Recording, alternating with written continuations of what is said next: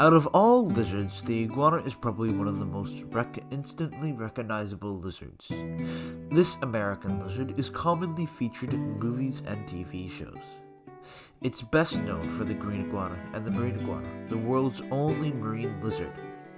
Hi, welcome to Wild Side of Things, and here I'm talking about iguanas.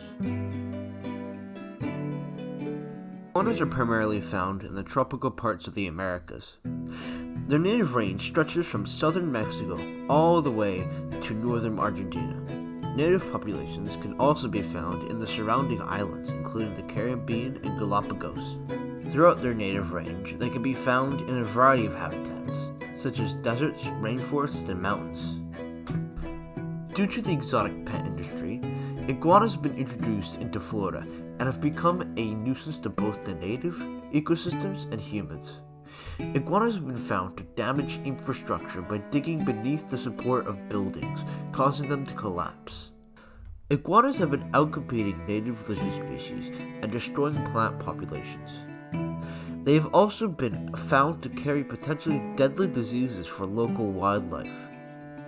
According to IBM Business, in 2020, a Florida town faced $1.8 million of damage, and in 2018, a Miami restaurant experienced $40,000 in damage. Their Floridian populations are predicted to continue to climb as populations rise.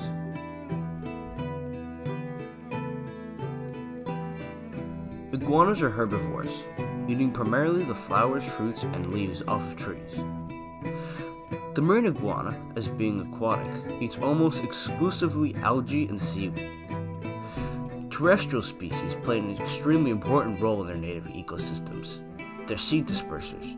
This basically means the seeds are transported to another area and fertilized by their poop. Not all species of iguanas are herbivores. Some are omnivorous, eating small invertebrates, lizards, and plants.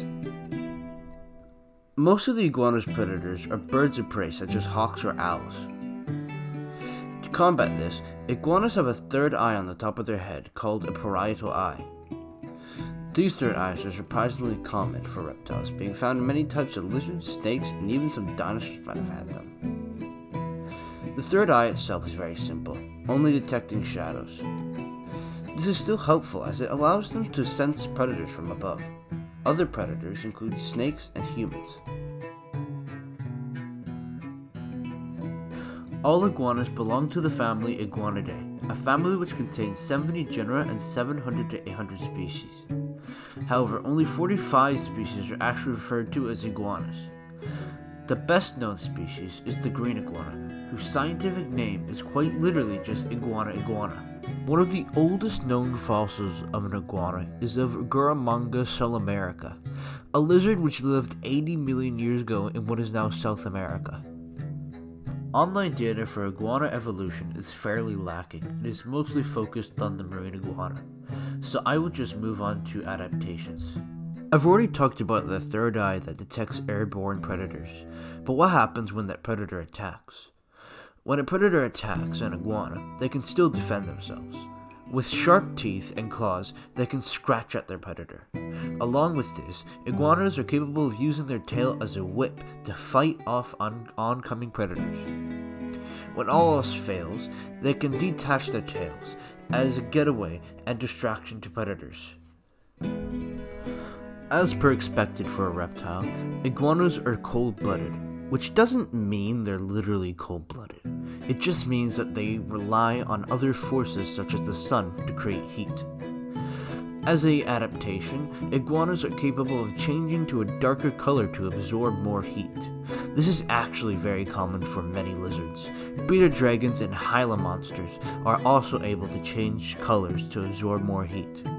Along with this, iguanas have a flap of skin called a dewlap under their mouth, which also acts to help absorb the sun's heat.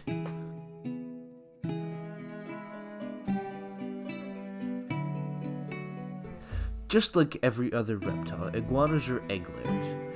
And just like most other reptiles, their shells are made hard for extra protection on land. But how are these eggs made? Well, before any mating begins, iguanas must court each other. This courtship involves head bobbing to attract the female. Once the female has been attracted to the male, he will put pheromones on the female to mark her as his. Oftentimes during this courtship, multiple males can run into each other, which in turn can result in fights. Once all that's been done, the male will do the deed on the female, fertilizing her eggs internally. Females mate with multiple males and can even store sperm for later use.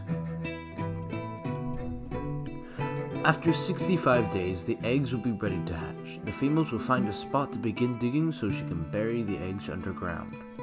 Depending on her species and size, she can lay anywhere between 10 to 30 eggs in a single nest. The females will occasionally come back to check on the eggs but never permanently guard them.